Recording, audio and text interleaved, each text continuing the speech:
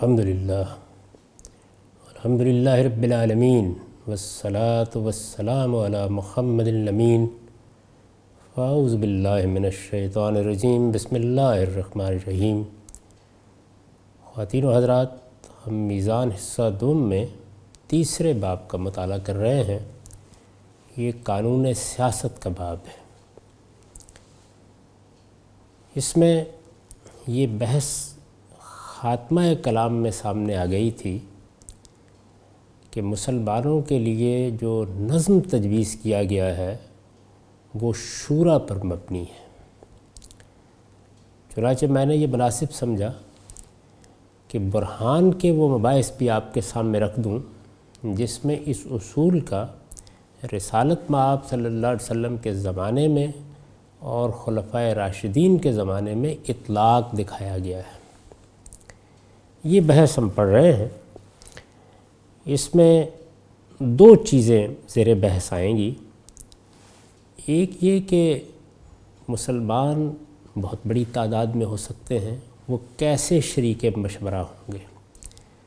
میں نے یہ عرض کیا تھا کہ اس کے لیے خود رسالت مآب صلی اللہ علیہ وسلم کے زمانے ہی میں لیڈروں، رہنماؤں اور زعمائے قوم کی وساطت سے شرکت کا طریقہ اختیار کیا گیا۔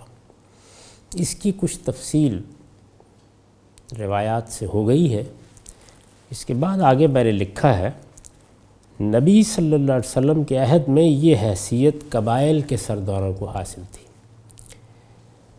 یعنی یہ بات سمجھانا مقصود ہے کہ جو اصول، جو قاعدہ بھی بنایا جائے گا اس کا اطلاق ہمیشہ حالات کے لحاظ سے ہوگا۔ یعنی اصول میں یہ بات تسلیم کر لی گئی کہ مسلمانوں کا نظم نہ کسی بادشاہ کے تحت ہوگا، نہ کسی پروہت کے تحت ہوگا، نہ کسی پوپ کے تحت ہوگا، نہ اس میں بندوق کو یہ حیثیت حاصل ہوگی کہ وہ اپنا نہاد قائم کر لے۔ مسلمانوں کا نظم ان کی رائے اور ان کے مشورے پر قائم ہوگا۔ یہ اصول قائم کر دیا گیا، لیکن اس کا اطلاق قبائلی معاشرے میں اور طریقے سے کیا جائے گا، زرعی معاشرے میں اور طریقے سے کیا جائے گا، اس وقت کے تمدن میں اور طریقے سے کیا جائے گا۔ یہ ممکن ہے کہ اس دور میں بھی ایک ملک میں یا دوسرے ملک میں مختلف طریقے اختیار کیے جائیں۔ یہ جو اس وقت ہم بڑی آسانی کے ساتھ کہہ لیتے ہیں کہ ہم انتخابات کرائیں گے، یہ آج سے دو صدی پہلے ممکن ہی نہیں تھا۔ اور ہو سکتا کچھ عرصے کے بعد بعض ایسے طریقے لوگوں کی رائے لینے کے سامنے آ جائیں، سائنس کی ترقی کے نتیجے میں ایسی سہولتیں حاصل ہو جائیں کہ لوگ گھر بیٹھے ہوئے اپنی رائے دے رہے ہیں۔ تو یہ جتنی چیزیں ہیں وہ تمدن کی تبدیلی اور حالات کی تبدیلی کے ساتھ تبدیل ہوتی رہتی ہیں۔ بنیادی اصول یہ ہے کہ نہ کسی خاندان کو یہ حق ہے کہ وہ مسلمانوں پر اپنا نہاد قائم کر لے، نہ کسی بندوق والے کو یہ حق ہے، نہ کسی مذہبی رہنما کو یہ حق ہے، نہ کوئی خاص طبقہ ہے جسے یہ حق دیا گیا ہے کہ وہ پیدائشی طور پر حکومت کرنے کے لیے پیدا ہوا ہے۔ یہ بنیادی چیز ہے۔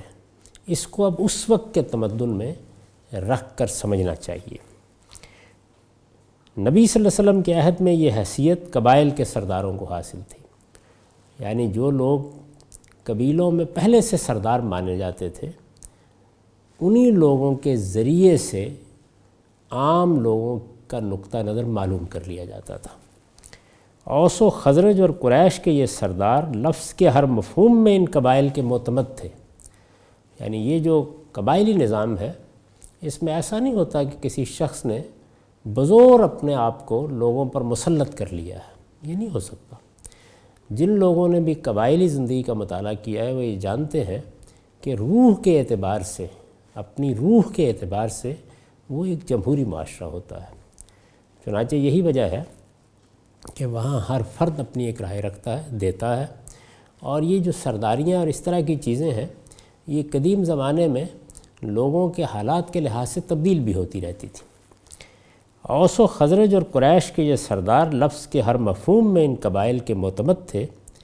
بے شک یہ منصب ان کو انتخابات کے ذریعے سے حاصل نہیں ہوا تھا، سیرت کی کتابوں میں، تاریخ کی کتابوں میں ہم پڑھتے ہیں نا کہ قریش کے سردار ابو طالب سے ملنے کے لیے آئے۔ قریش کے سرداروں نے دارالندوہ میں بیٹھ کر یہ اسکیم بنائی کہ ہم رسالت مآب صلی اللہ علیہ وسلم کو قتل کر دیں گے معاذ اللہ۔ اس طرح کے جتنے معاملات تھے ان میں ان سرداروں کا ذکر آتا ہے۔ تو یہ سردار کیسے سردار بن گئے تھے؟ بالکل اسی طریقے سے جس طرح ہمارے ہاں قبائلی معاشرے میں آپ دیکھتے ہیں، یہاں تو پھر بڑی بڑی ذمہ داریاں بھی اس کا باعث بن جاتی ہیں، لیکن وہاں ایسی کوئی چیز نہیں تھی۔ یعنی وہ کوئی جاگیردارانہ معاشرہ نہیں تھا کہ جہاں بڑی بڑی ذمہ داریوں نے لوگوں کی یہ حیثیت قائم کر دی ہو اور وہ لوگوں کو غلام بنائے ہوئے ہو۔ ایک آزاد قبائلی معاشرے میں جن لوگوں کو ایک عمومی اعتماد حاصل ہوتا تھا، وہی لوگ تھے کہ جو سرداری کی ذمہ داریاں انجام دیتے تھے۔ بے شک یہ منصب ان کو انتخابات کے ذریعے سے حاصل نہیں ہوا تھا، اور اس زمانے کے تمدنی حالات میں اس کی کوئی ضرورت بھی نہ تھی، لیکن اس کے ساتھ یہ بھی حقیقت ہے کہ لوگ ان حضرات کے سماجی مقام اور فہم و تجربہ کی وجہ سے سیاسی و اجتماعی معاملات میں انہی کو مرجع بناتے تھے۔ یعنی جو کچھ بھی اس طرح کے امور پیش آتے، وہ قرآن مجید نے جو ایک تصویر کھینچی ہے نا کہ الذین یستنبطونہ منہم، یعنی ان میں سے جو لوگ استنباط کی صلاحیت رکھتے ہیں، تو اس طرح کے لوگ قبائلی زندگی میں مختلف حوادث اور واقعات کے نتیجے میں نمایاں ہو جاتے تھے۔ ایک آدمی ہے، اس نے کسی موقع کے اوپر لوگوں کی رہنمائی کی ہے، کوئی مارکا ہوا ہے، اس میں وہ شجاعت کی داد دیتے ہوئے لوگوں کی آنکھوں کا تارہ بن گیا ہے۔ کسی موقع پر قبیلے کی حمیت اور حمایت میں اس نے کوئی غیر معمولی کام انجام دے دیا ہے۔ اسی طرح شاعری ہے، اس زمانے کا ادب ہے، اس میں ممتاز حیثیت حاصل کر لی ہے۔ تو اس طرح کی بہت سی چیزیں اس کا باعث بنتی تھی کہ لوگوں کا ایک عمومی اعتماد ان کو حاصل ہو جاتا تھا۔ لوگ ان حضرات کے سماجی مقام اور فہم و تجربے کی وجہ سے سیاسی و اجتماعی معاملات میں انہی کو مرجع بناتے تھے، یعنی انہی کی طرف رجوع کرتے تھے۔ زمانہ جاہلیت میں بھی انہیں یہ اعتماد ان کے قبائل کی آزادانہ مرضی سے حاصل تھا، اور اسلام لانے کے بعد بھی ان کی یہ حیثیت برقرار رہی۔ یعنی وہی لوگ مسلمان ہو گئے تو ان کی یہ حیثیت اسی طرح تسلیم کر لی گئی۔ یہی وہ چیز ہے جس کو پیش نظر رکھتے ہوئے رسالت مآب صلی اللہ علیہ وسلم نے ابو سفیان کو فتح مکہ کے بعد یہ عزت دی کہ جو لوگ بھی اس کے گھر میں چلے جائیں گے ان کے لیے امن ہے۔ نبی صلی اللہ علیہ وسلم کا ساتھ دینے کے نتیجے میں بعض نوجوان مہاجرین قریش میں یا اب مسلمانوں کی جماعت میں یہی حیثیت حاصل کر چکے تھے۔ یعنی سیدنا ابو بکر صدیق رضی اللہ عنہ، مثال کے طور پر عرض کر رہا ہوں، سیدنا عمر رضی اللہ عنہ، ان لوگوں کو کسی نے بزور لیڈر نہیں بنا دیا تھا، بلکہ رسالت مآب صلی اللہ علیہ وسلم کی خدمت، آپ کے ساتھ تعاون، آپ کی مصاحبت، آپ کا ان پر اعتماد، اس طرح کی بہت سی چیزیں تھیں جنہوں نے ان بزرگوں کو بہت نمایاں کر دیا تھا۔ اور اگرچہ یہ اس سے پہلے قریش کے قبیلوں کے لیڈر نہیں سمجھے جاتے تھے، لیکن اب مسلمانوں کی نئی جمعیت میں ان کو یہ حیثیت حاصل ہو گئی تھی۔ اسلام سے قبل تو کوئی شخص کہہ سکتا ہے کہ وہ جبر و استبداد سے اولو الامر بن بیٹھے تھے، لیکن اسلام لانے کے بعد اس کا کوئی امکان نہیں تھا۔ ان کے اتباع و عوام جب چاہتے حضور صلی اللہ علیہ وسلم کے سامنے ان پر عدم اعتماد کا اظہار کر سکتے تھے۔ یعنی یہ میں نے اس امکان کی نفی کی ہے، ورنہ حقیقت یہ ہے کہ لوگ اپنے سرداروں اور اپنے زعماء کی نہایت دلی عقیدت کے ساتھ عزت کرتے تھے، اور اس کے بہت سے شواہد تاریخ میں ہم کو ملتے ہیں۔ اور اگر وہ ایسا کرتے تو یہ حضرات یقیناً اس منصب پر برقرار نہ رہ سکتے۔ یعنی رسول اللہ صلی اللہ علیہ وسلم کے سامنے اگر آ کر وہ کہہ دیتے کہ یہ لوگ ہمارے سردار بنے بیٹھے ہیں، ہمیں اب ان پر اعتماد نہیں ہے، تو ظاہر ہے کہ ان کی یہ حیثیت ختم ہو جاتی، جس طریقے سے بہت سے لوگوں کی حیثیت خود رسالت مآب صلی اللہ علیہ وسلم اور آپ کی دعوت کی مخالفت کے نتیجے میں دیکھتے ہی دیکھتے ختم ہو گئی۔ نبی صلی اللہ علیہ وسلم نے اپنے زمانے میں تمام اہم فیصلے انہی سرداروں کے مشورے سے کیے۔ یعنی ہمیشہ آپ اس کا خیال رکھتے تھے کہ اگر کوئی دنیوی امور سے متعلق اہم فیصلہ کرنا ہے، یعنی رسول کی حیثیت ویسے تو یہ ہوتی ہے کہ وہ خدا کا نمائندہ ہے۔ جب رسول دنیا میں موجود ہوتا ہے تو گویا خدا کی حکومت قائم ہو جاتی ہے۔ میں یہ عرض کر چکا ہوں کہ اسی کو حکومت الہیہ کہا جاتا ہے۔ اس کے قانون، اس کے قاعدے، اس کے ضابطے بالکل مختلف ہیں۔ چنانچہ یہ حکومت تو اپنی نوعیت کی ایک بالکل ہی منفرد حکومت ہوتی ہے، لیکن اس میں بھی رسول اللہ صلی اللہ علیہ وسلم نے یہ خیال رکھا کہ کوئی اہم دنیوی فیصلہ کرنا ہے تو وہ ان لوگوں کے مشورے سے کیا جائے۔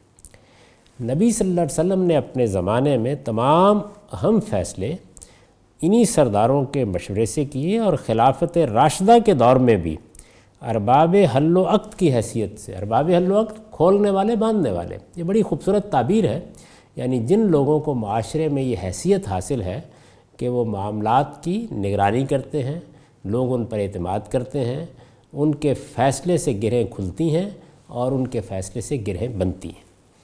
ارباب حل و عقد کی حیثیت سے ان کا یہ مقام اسی طرح برقرار رہا خلافت راشدہ کے دور میں بھی۔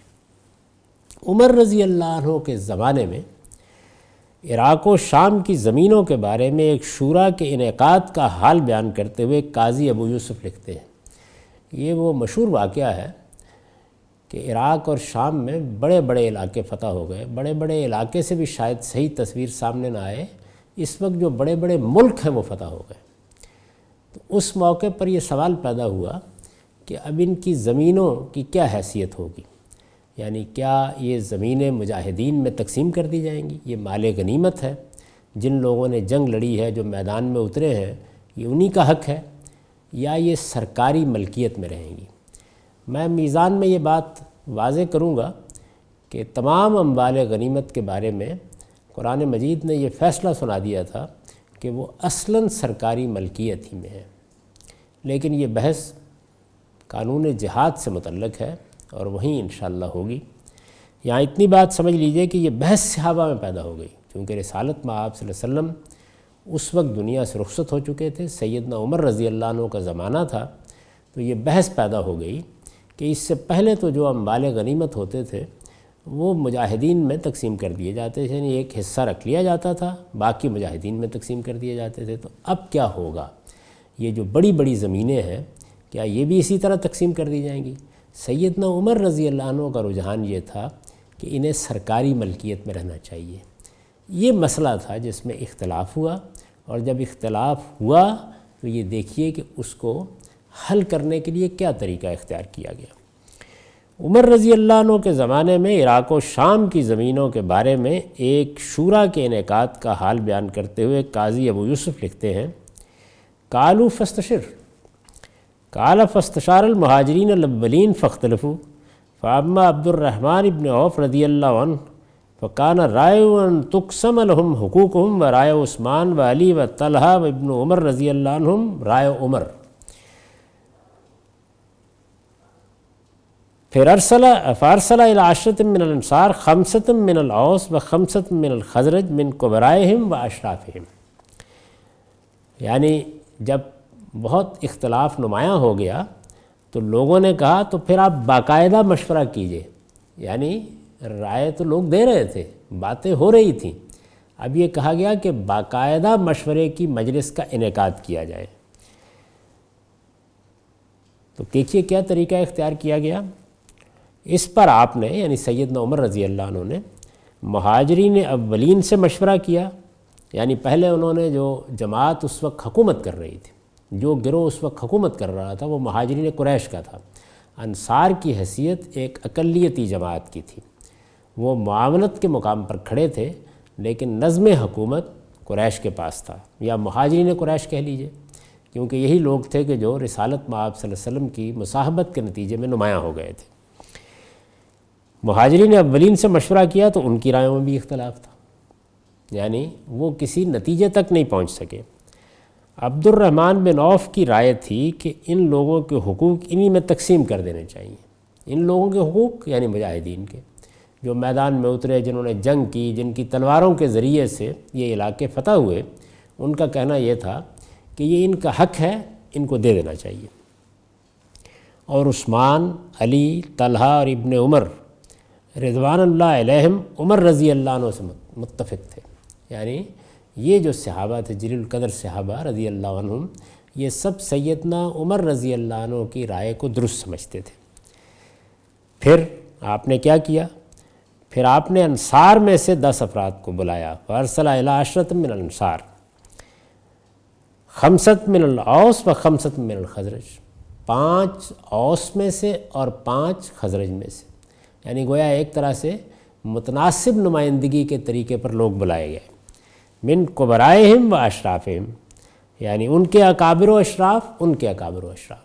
اس وقت کے تمدن کے لحاظ سے ایک لفظ پہلے استعمال ہوا عریف یا عرفا، اب یہاں جو الفاظ استعمال ہوئے ہیں وہ من کبرائہم و اشرافہم، تو اس سے اندازہ کیا جا سکتا ہے کہ یہ جو بڑے لوگ تھے، جن کو اعتماد حاصل تھا، جن کی لوگ عزت کرتے تھے، جن کو اپنا نمائندہ سمجھتے تھے، جن کی طرف معاملات کے لیے رجوع کرتے تھے، انہی لوگوں کو ایک متناسب تعداد میں، یعنی 5 من الاوس و 5 من الخزرج، 5 ان میں سے 5 ان میں سے وہ بلائے گئے۔ تو اس سے گویا یہ معلوم ہوا کہ اب ایک باقاعدہ شورا کا اجلاس ہو رہا ہے۔ اس زمانے کی اصطلاح میں آپ کہہ سکتے ہیں کہ اس وقت کی پارلیمنٹ کا اجلاس بلا لیا گیا۔ اہل شورا کے مقابلے میں اپنی حیثیت سیدنا عمر رضی اللہ عنہ نے اس مجلس میں اس طرح واضح فرمائی، یعنی جب مجلس منعقد ہوئی تو قاضی ابو یوسف یہ بیان کرتے ہیں کہ سیدنا عمر رضی اللہ عنہ نے یہ بتایا کہ میں اگرچہ مسلمانوں کا منتخب امیر ہوں، مجھے امیر المومنین کی حیثیت حاصل ہے، لیکن اس کے باوجود مجھے تمہاری رائوں کے مقابلے میں کسی ویٹو کا اختیار نہیں ہے، چونکہ قرآن مجید نے یہ اصول قائم کر دیا ہے کہ امرہم شورا بینہم، اس کی میں توضیح کر چکا ہوں، تو اس اصول کو سامنے رکھتے ہوئے انہوں نے اپنی حیثیت بھی واضح کر دی۔ اہل شورا کے مقابلے میں اپنی حیثیت سیدنا عمر نے اس مجلس میں اس طرح واضح فرمائی، انی لم ازجکم الا لان تشترکوا فی امانتی فیما حملت من امورکم فانی واحد کاحدکم ولست ارید ان تتبعوا ھذا الذی ھوائش۔ میں نے آپ لوگوں کو اس لیے زحمت دی ہے کہ آپ کے معاملات کا جو بار امانت مجھ پر ڈالا گیا ہے اس کے اٹھانے میں آپ میری مدد کریں، یعنی انہوں نے شورا کے ارکان کو ان کی ذمہ داری کا احساس دلایا۔ اس کے بعد فرمایا فإنی واحد کاحدکم، میں آپ ہی جیسا ایک شخص ہوں، وَلَسْتُ أُرِيدُ أَن تَتَّبِعُوا هَذَا الَّذِي هَوَائِي، اور نہیں چاہتا کہ آپ ان معاملات میں میری خواہش کی پیروی کریں، یعنی میں جو اپنی رائے رکھتا ہوں وہ میں رائے دوں گا، اس کے دلائل بیان کروں گا، لیکن آپ لوگوں سے میرا تقاضا یہ نہیں ہے کہ آپ بس میری رائے مانیں، اس پر اپنے دستخط ثبت کریں اور تشریف لے جائیں۔ آپ کو آزادی سے اپنی رائے دینی ہے، اور جو کچھ بھی یہاں طے ہوگا اس کی ہم سب پیروی کریں گے۔ اس طرح کی مجالس کے انعقاد کا طریقہ یہ تھا کہ پہلے ایک منادی اعلان کرتا کہ الصلاۃ جامعہ، یعنی لوگ نماز کے لیے جمع ہو جائیں۔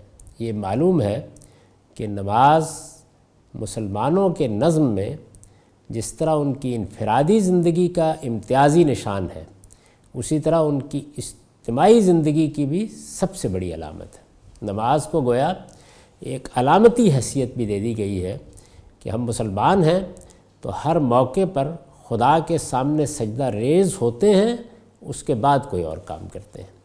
اگر انفرادی زندگی کا بھی آپ جائزہ لیں تو یہ معلوم ہوتا ہے کہ وہ اسی طریقے سے ہمارے تمام معمولات کا احاطہ کرتی ہے۔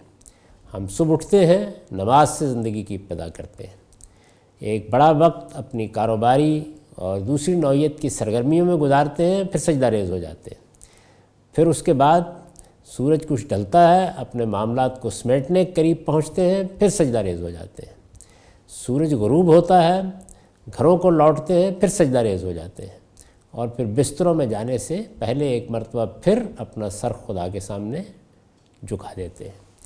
اس طرح سے نماز ہمارے تمام معمولات کا احاطہ کرتی ہے۔ اسی کو بنیاد بنا کر یہ طریقہ اختیار کیا گیا کہ اگر شورا کا اجلاس بلانا ہے تو اس کے لیے بھی اذان دی جاتی، اور اس میں یہ الفاظ کہے جاتے کہ الصلاۃ جامعہ، یعنی لوگ نماز کے لیے جمع ہو جائیں۔ جب لوگ جمع ہو جاتے تو سیدنا عمر رضی اللہ عنہ 2 رکعت نماز پڑھتے، یعنی پہلے 2 رکعت نفل نماز پڑھی جاتی، تاکہ جو کام ہم کرنے جا رہے ہیں اس میں اللہ کی برکت بھی شامل ہو، اس پر ان کی رحمت اور عنایت بھی ہو، اور لوگ بھی اس احساس کے ساتھ مجلس میں بیٹھیں کہ وہ اصل میں اپنے رب کی خوشنودی کے لیے بیٹھے۔ جب لوگ جمع ہو جاتے تو سیدنا عمر رضی اللہ عنہ 2 رکعت نماز پڑھتے، ایک مختصر تقریر فرماتے اور جس معاملے پر رائے لینا مقصود ہوتی اسے بحث کے لیے پیش کر دیتے، یعنی یہ طریقہ اختیار کیا جاتا۔ عراق و شام کی زمینوں کا معاملہ اور معرکہ نہاوند کے موقع پر خود امیر المومنین کے میدان جنگ میں جانے کا مسئلہ انہی مجالس میں طے ہوا۔ یہ چند بڑے بڑے واقعات ہیں۔ عراق و شام کی زمینوں کا ذکر پیچھے ہو چکا، معرکہ نہاوند کے موقع پر بھی سیدنا عمر کا خیال یہ تھا کہ ان کو خود اب لشکر کی قیادت کرنی چاہیے، یعنی خود جا کے جنگ کی قیادت کرنی چاہیے۔ تو یہ چیز موضوع بحث بن گئی کہ کیا امیر المومنین کا خود میدان جنگ میں جانا موضوع ہے یا موضوع نہیں ہے۔ تو انہی مجالس میں یہ چیز طے ہوئی۔ اسی طرح فوج کی تنخواہ، عمال کے تقرر، دفتر کی ترتیب، غیر قوموں کے لیے تجارت کی آزادی اور ان سے متعلق محاصل وغیرہ کے معاملات بھی انہی مجالس میں پیش ہو کر طے ہوئے۔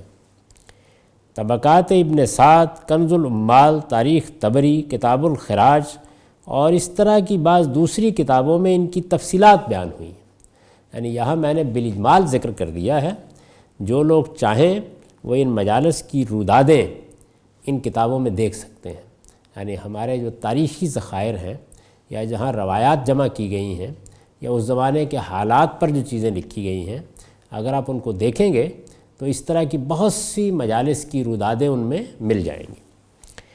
بلاذری نے لکھا ہے کہ روزانہ انتظامات کے لیے خاص برسر اقتدار جماعت کے اعیان و اکابر پر مشتمل ایک اور مجلس بھی تھی، جس کے اجلاس مسجد نبوی میں منعقد ہوتے رہتے تھے۔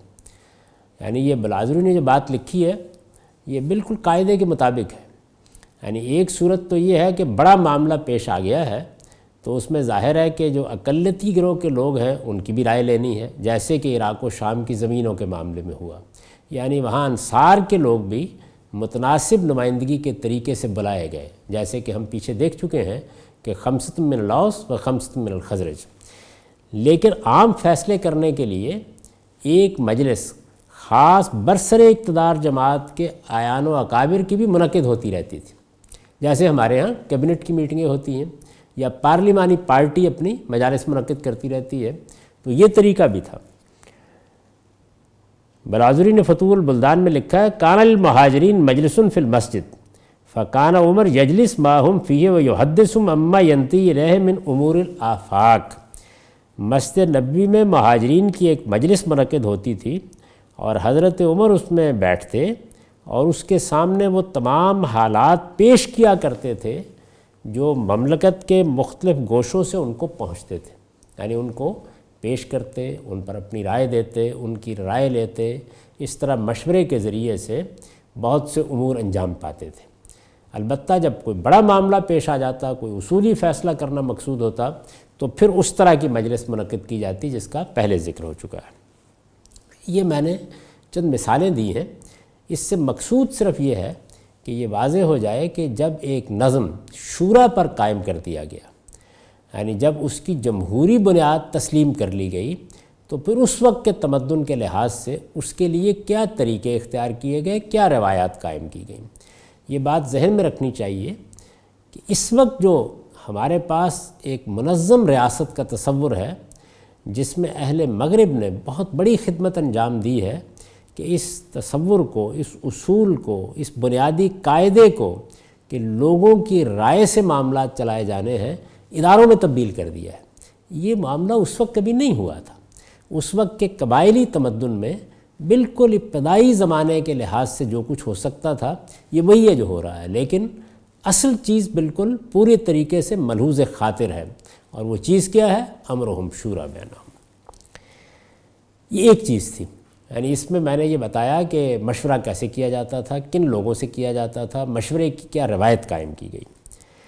دوسرا یہ کہ امامت و سیادت کا منصب ریاست میں موجود مسلمانوں کے مختلف گروہوں میں سے اس گروہ کا استحقاق قرار پائے گا جسے عام مسلمانوں کی اکثریت کا اعتماد حاصل ہوگا۔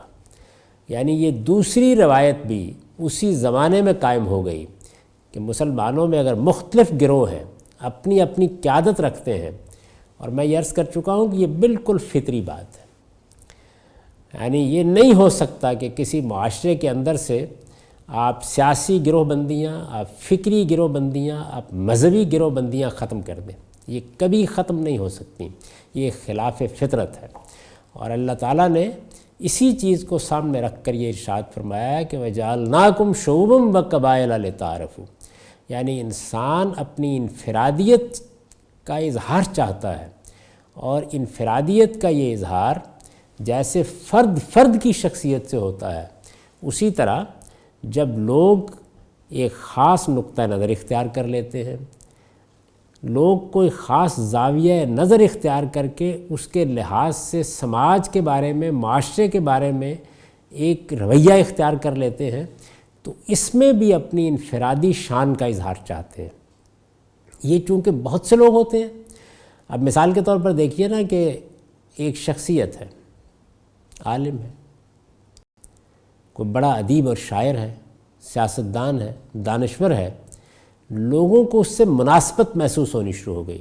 ضروری نہیں ہے کہ ایک شخصیت سے ساری دنیا کو مناسبت محسوس ہو، بہت سے لوگ ہیں کہ جو ہو سکتا ہے کہ اسی طرح کی مناسبت کسی دوسری شخصیت سے محسوس کرتے ہوں، تو اس شخصیت کو ایک محوری حیثیت حاصل ہو جاتی ہے، اور لوگ گویا اس کے گرد جمع ہونا شروع ہو جاتے ہیں، وہ اس سے الہام حاصل کرتے، اس کی طرف رائے کے لیے دیکھتے، اس کے سامنے ایک خاص عقیدت مندانہ جذبے کے ساتھ حاضر ہوتے، اور ایک خاص نوعیت کا تعلق خاطر اس سے محسوس کرتے ہیں۔ ایک پورا کا پورا گروہ، چھوٹا یا بڑا، اس نوعیت سے وجود میں آ جاتا ہے۔ یہی صورتحال فکری اشتراک کی ہوتی ہے، یعنی آپ کا سوچنے کا انداز، آپ کا چیزوں کو دیکھنے کا انداز دوسروں سے مختلف ہے، اور یہ بہت سے لوگوں کا مختلف ہے، تو ان کے مابین ایک تعلق خاطر وجود میں آنا شروع ہو جاتا ہے۔ اسی طرح کا معاملہ رنگ کے ذریعے سے، نسل کے ذریعے سے، اور دوسرے بے شمار عوامل سے ہوتا ہے، یعنی یہ کوئی ایک چیز نہیں ہے، بے شمار عوامل ہوتے ہیں۔ موجودہ زمانے میں اسی نے آگے بڑھ کر سیاسی جماعتوں کی صورت اختیار کر لی ہے، تو تمدن کے لحاظ سے اجتماعی نظم کی حیت تبدیل ہو جاتی ہے، اس کی صورتیں تبدیل ہو جاتی ہیں، لیکن وہ بنیادی چیز جو انسان کے اندر جبلی طور پر ودیت کر دی گئی ہے، وہ اپنا ظہور کرتی ہے۔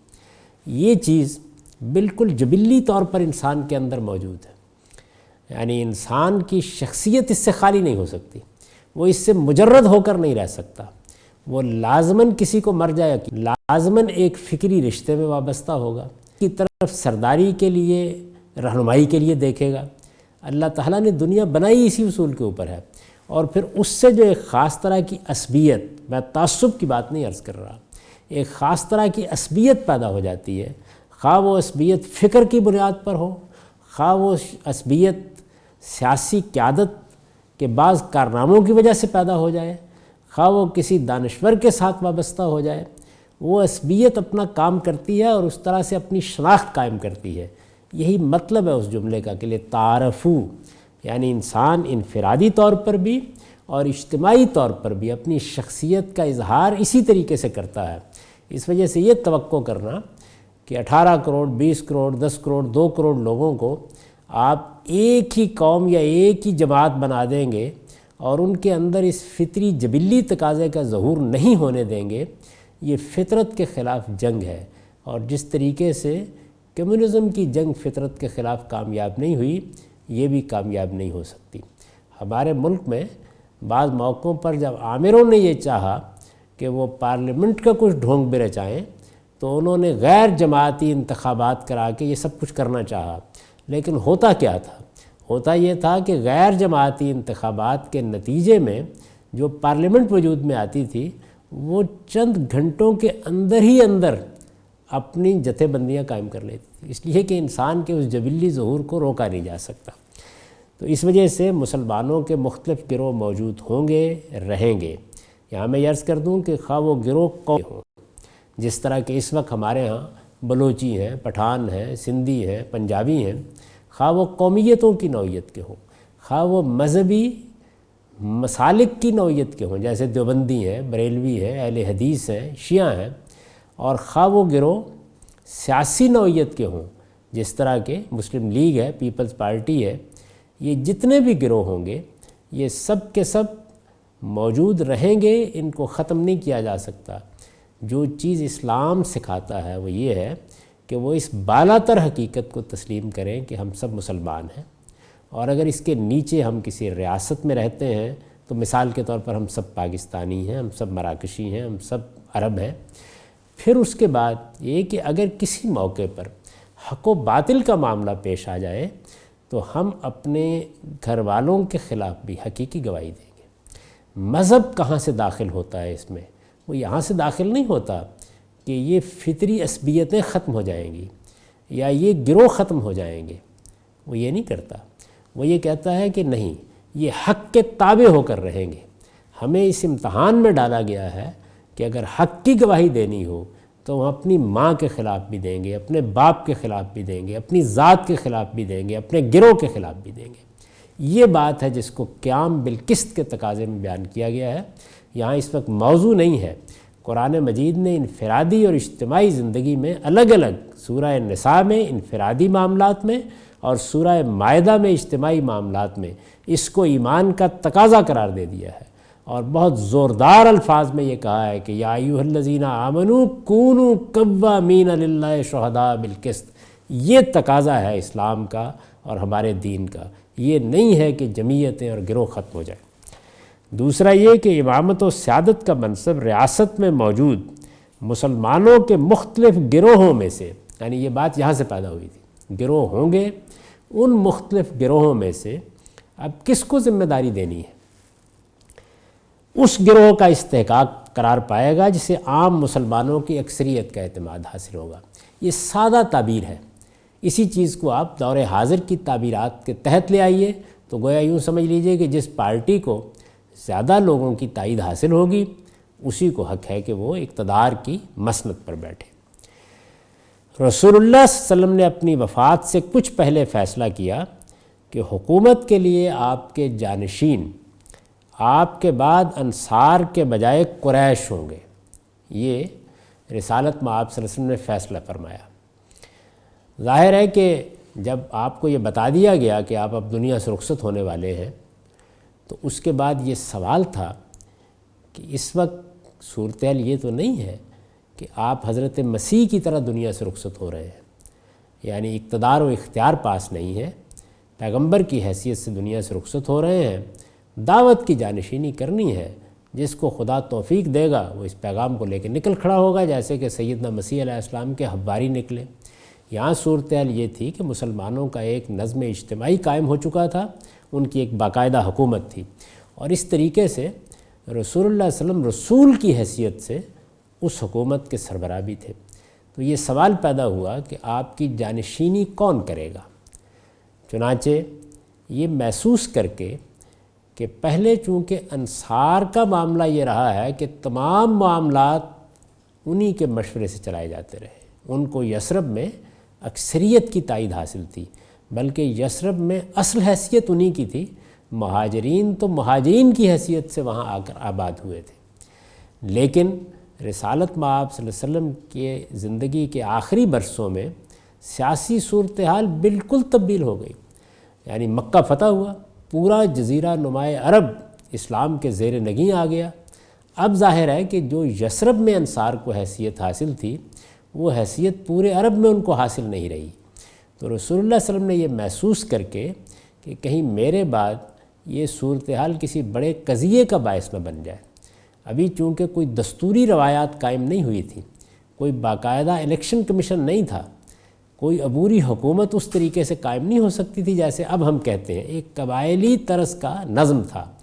تو رسالت مآب صلی اللہ علیہ وسلم نے اس موقع کے اوپر یہ فیصلہ فرمایا کہ میرے بعد انصار کی بجائے قریش جانشین ہوں گے۔ کیوں؟ اپنے قبیلے کو برتری دے دی، کسی نسبی تفوق کی بنیاد پر فیصلہ فرمایا۔ اس کو ہم اگلی نشست میں سمجھیں گے۔ اقول قولی ھذا واستغفر اللہ لی ولکم ولسائر المؤمنین۔